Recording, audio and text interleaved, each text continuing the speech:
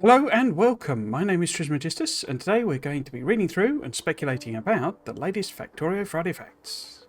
Friday Facts 388, Small Things for 2.0, posted by Kovarex, Rhaegar and Clonan. Hello, we have shown some bigger things recently, so it's now time to show some smaller things because the bigger things wouldn't shine that well without the smaller things working properly. Billions of years worth of Factorio by Rhaegar. We had always thought that by having a normal 32-bit unsigned integer to track the number of ticks passed would be enough for everyone. You have 60 ticks per second, which makes it 2.2 years of continuous playing on a single game save. But Factorio is a game about automation, so it was inevitable that someone would leave their Factorio running in the background and eventually overflow the tick counter. This obviously will not do. So that's just referring to a bug post, a bug incident, a bug post on the forum.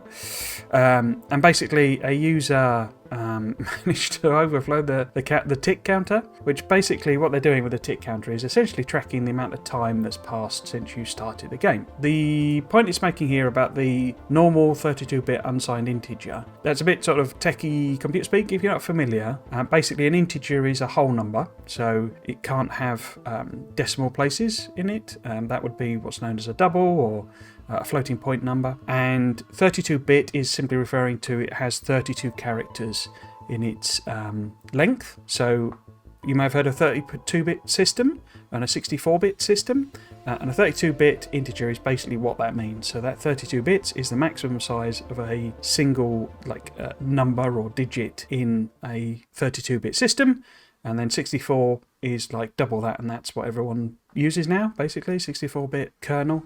And the unsigned bit basically means that doesn't have a sign. So effectively, it's always a positive number, essentially. And that means that, because what you have to do when you have signs is you have to record the sign. So if it's minus 15, minus is actually part of the number. Whereas if it's not part of the number, you can have an extra digit to record numbers.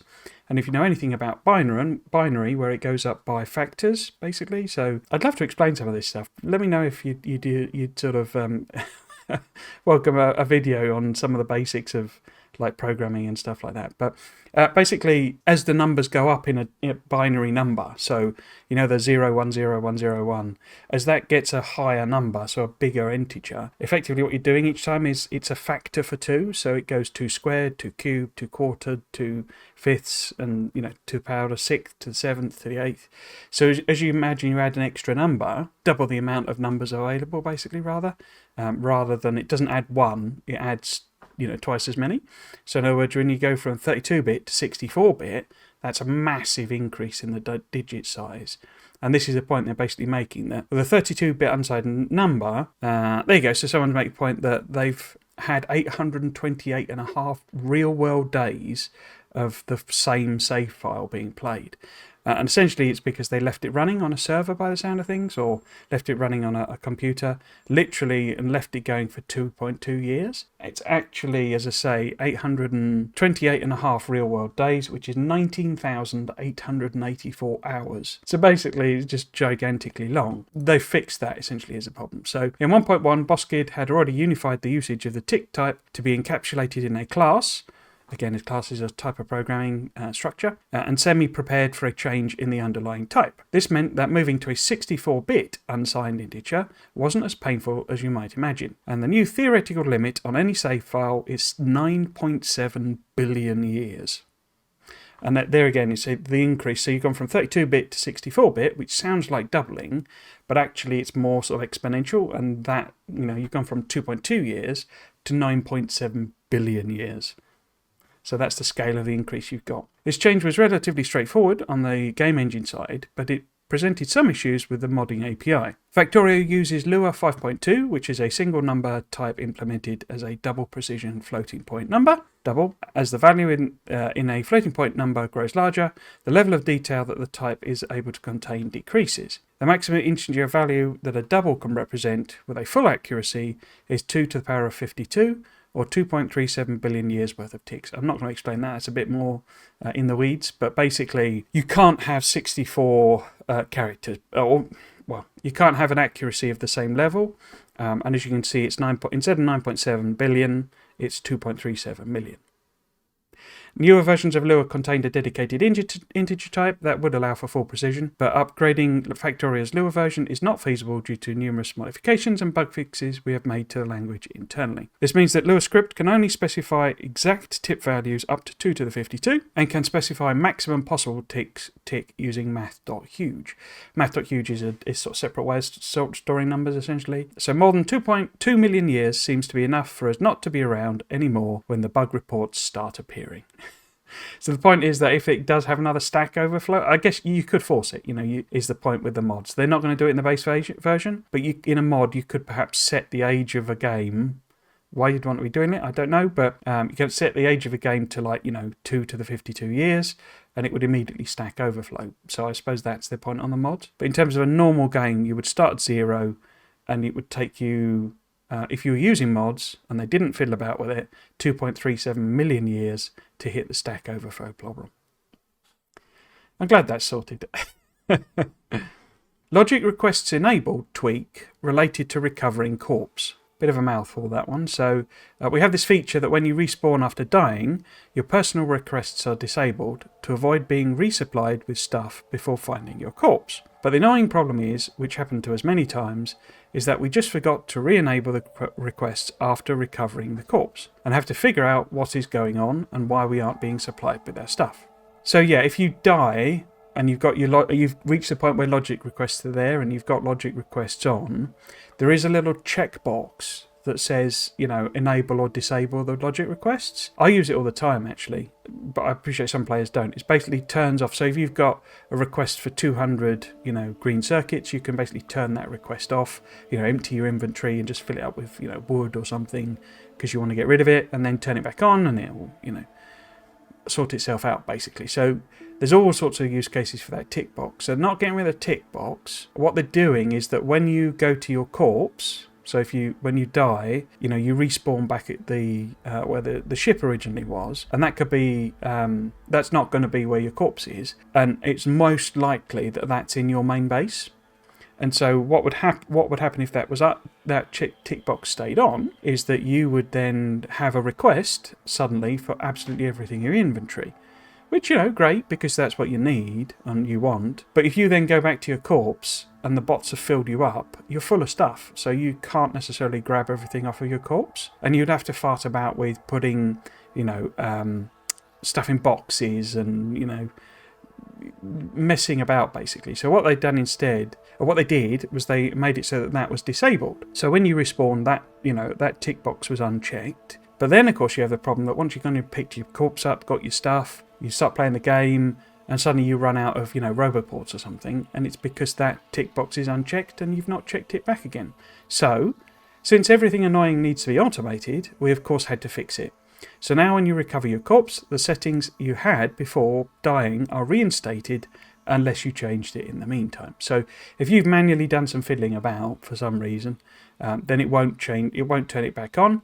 But as soon as you pick up your corpse, get all of your stuff. Presumably it means once you've got all of your stuff up at your corpse. But yes, so once you've picked up your corpse, it would check that box again, basically. Or rather, sorry, the settings will be reinstated. So if it was unchecked, it will stay unchecked. If it was checked, it will become checked. So yeah. Nice little quality of life thing, which is kind of the theme for this update.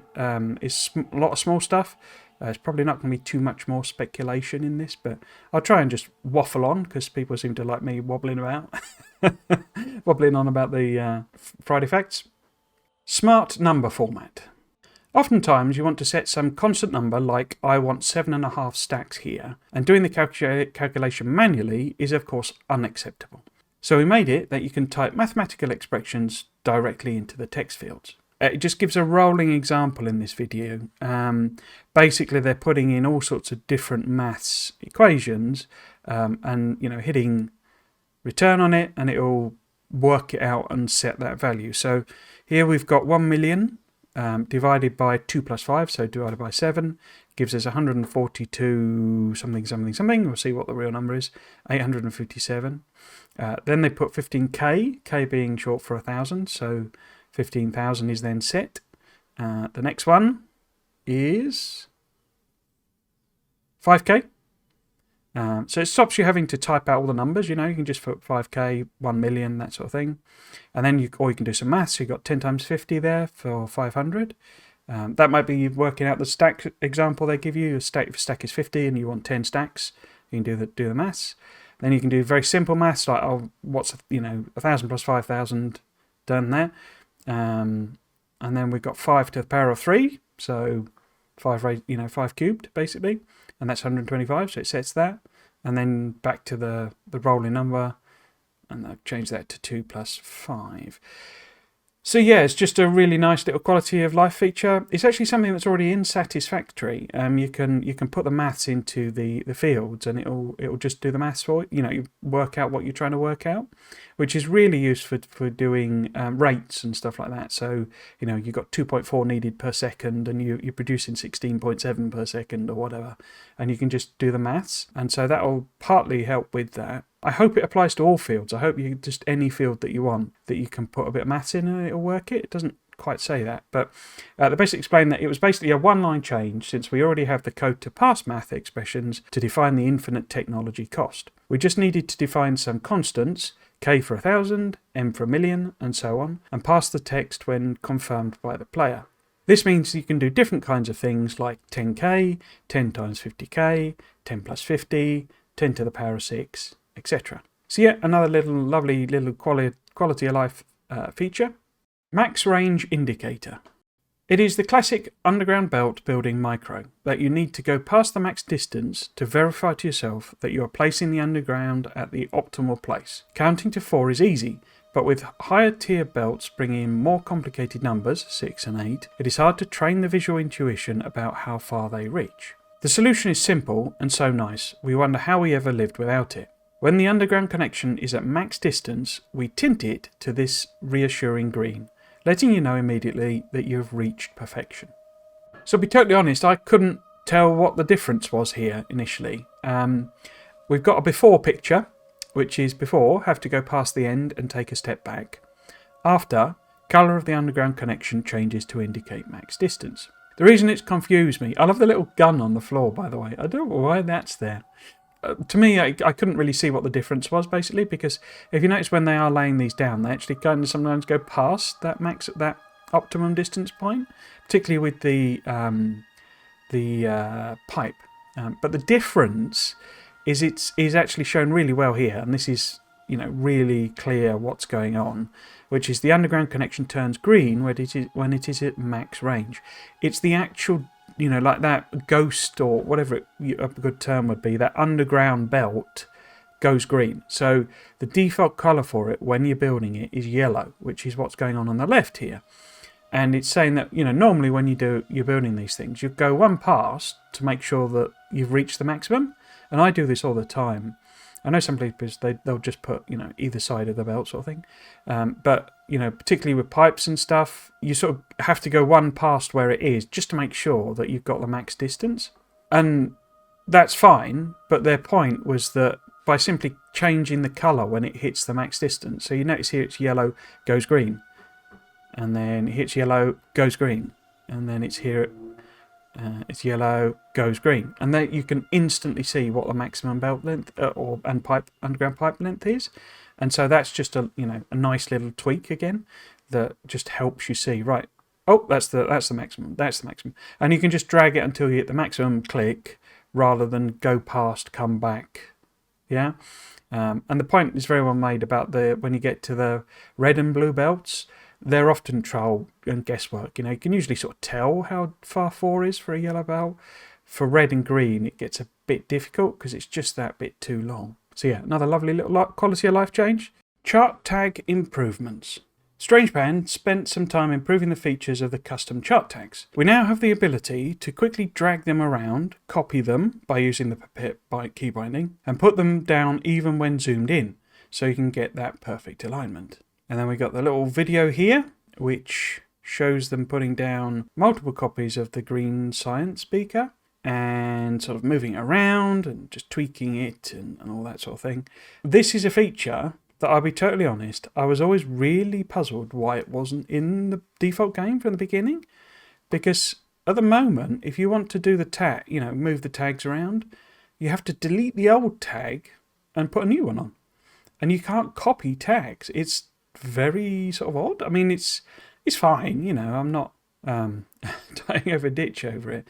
But it just seems in a game where, there's so many brilliantly done quality of life features that we would have to do a really clunky thing for putting tags on the map. It's just very strange.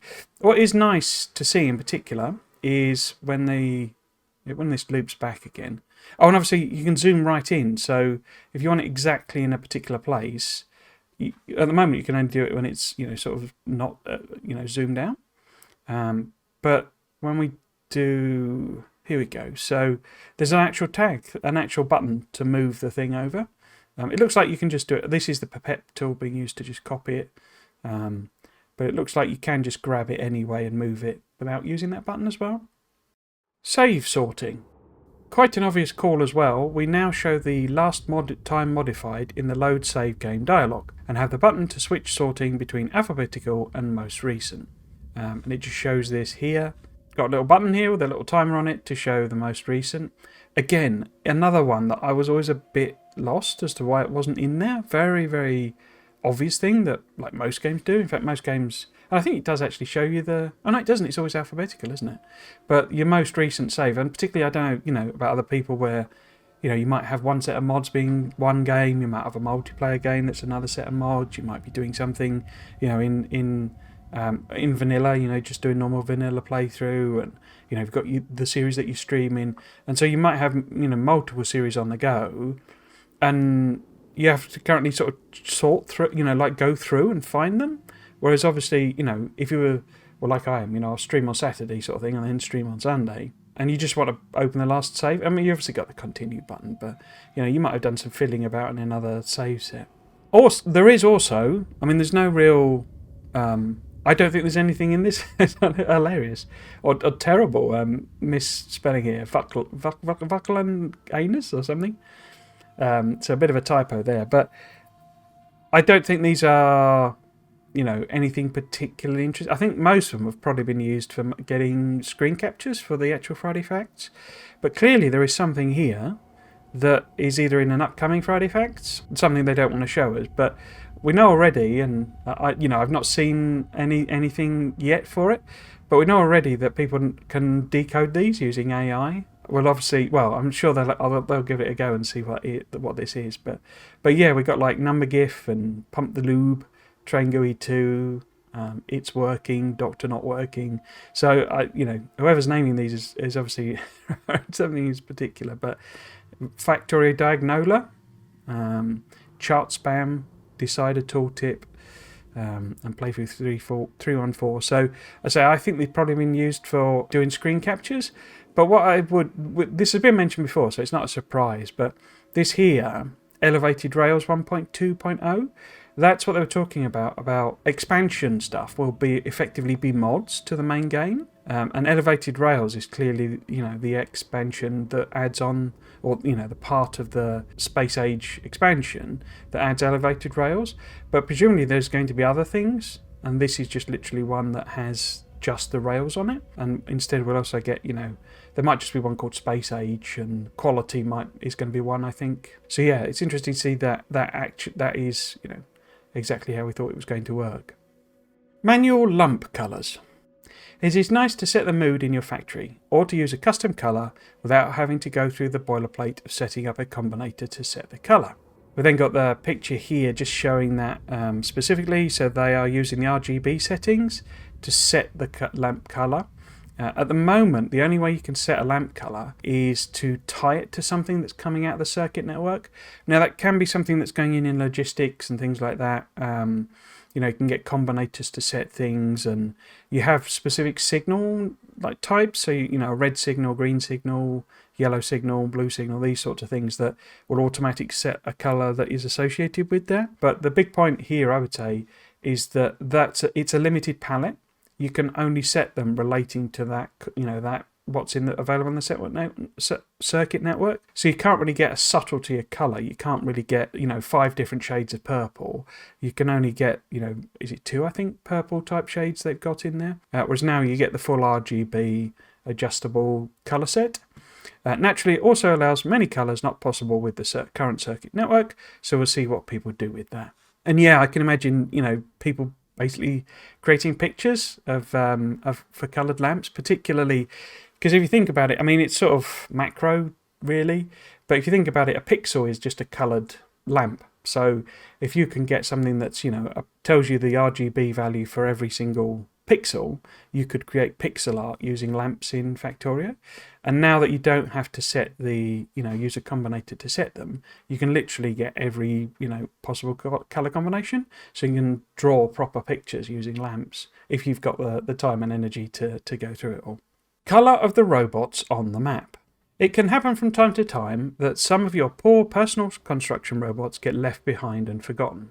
They quickly run out of electricity, and their low energy slow mode is often too little to ever catch up to you again. Such a sad fate.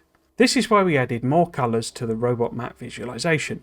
The green ones are your personal ones. You can relatively easily find the lost souls this way. There are also other colours for other situations, such as logistics bots delivering to you, construction bots of a spider, other players, etc. So the caption just says, can you guess which robot colours mean what? Firstly, let's work out what the colours are. So we've obviously got the yellow. The green ones, they say are your personal construction robots. We've then got white ones. We've got red ones. And there's more green ones, I assume there. I assume that they're not different.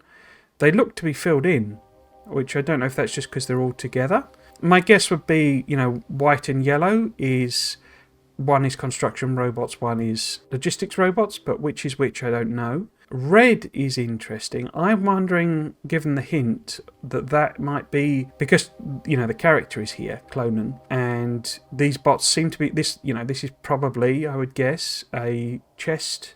a patch of chests, basically, storage chests. So my guess is that those are logistics bots that are bringing stuff to the player. That's the red, basically. There is a Spidertron there, but it's difficult to tell whether any bots are associated with it.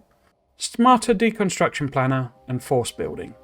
Cliff explosives are not unlocked from the start of the game, and with the expansion they are even more delayed. To avoid nonsensical marking of cliffs for deconstruction when you force build on top of them, we changed it so that the cliffs are only marked for deconstruction once the cliff explosives have been researched.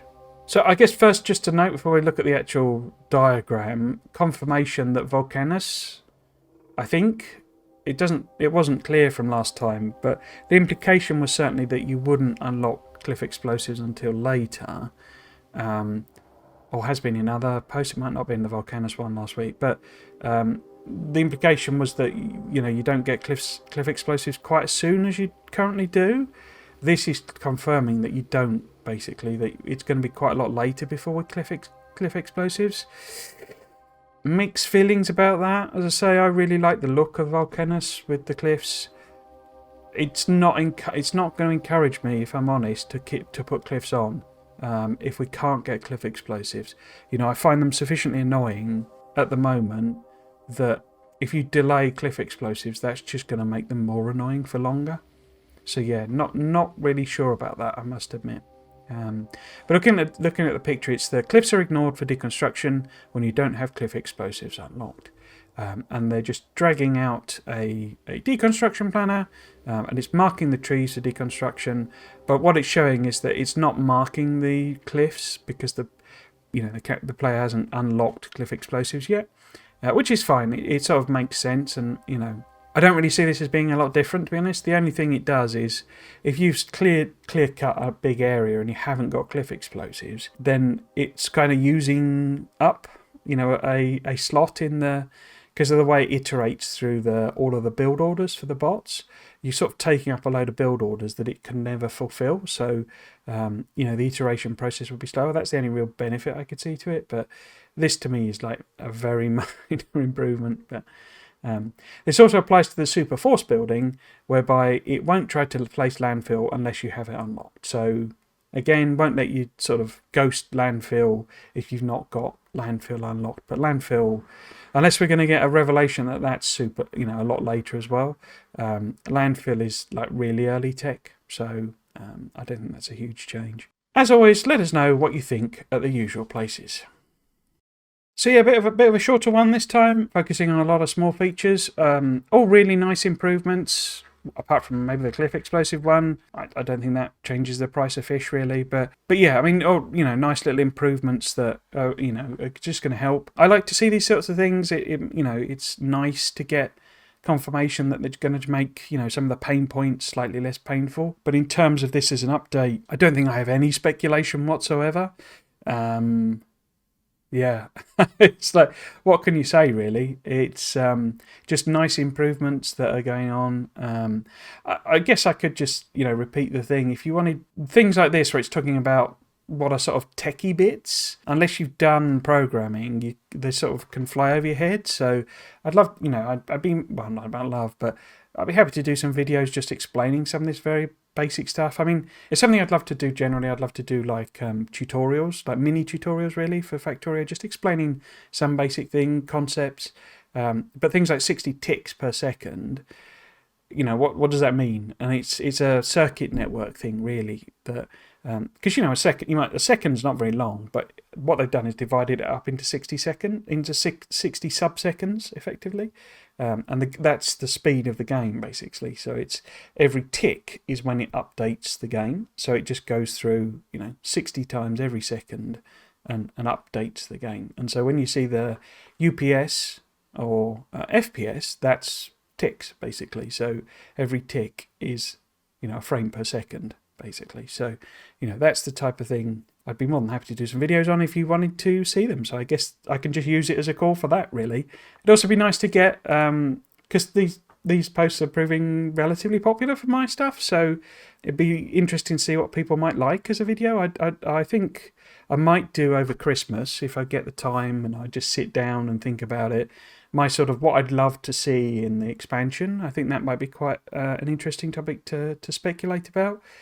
I think, and I think we could, I think I could also at some point do a retrospective of seeing which of my wild speculations were even vaguely right, but that might come towards the end really. But yes, if you've got any thoughts for videos you'd like to see, or things you'd like to go over, then I'd love to hear them. And also I'd love to hear your thoughts on this and previous updates really. Do you like these small ones? Is it do you like to see them, or are you really just interested in the big stuff, the big changes, the big new things that are coming? So yeah. Hope you enjoyed today's Friday Facts video and might consider coming back for another one. If you want to chat about the latest Factorio Friday Facts, then you can find me live streaming Factorio every Saturday over on my Twitch channel at Trismegistus. Thanks for watching. Cheers.